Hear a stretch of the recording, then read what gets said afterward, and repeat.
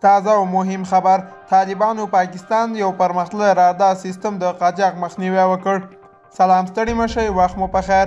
په لوی افغانستان چینل کې د تا ښه راغلاست وایم. د نویو تازه خبرونو لپاره درسره لوی افغانستان چینل سبسکرایب کړئ. طالبانو پاکستان د یو پرمختللی رادار سیستم د قاچاق مخنیوی وکړ.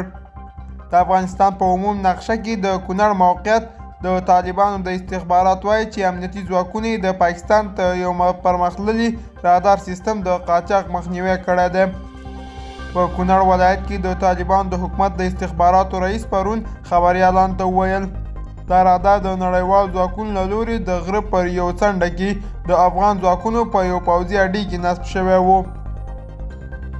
دغه راز ویل کېږي چې امنیتي ځواکونه یې د تیرو څو ورځو راهیسې په کونړ کې د پلټنې عملیات پیل کړي او په لړ ځایونو کې یې د وسلې هم نیولې دي. دوستانو دا و زموږ د دې ساعت چمتو کلی خبر. تر بیا ښې چارې.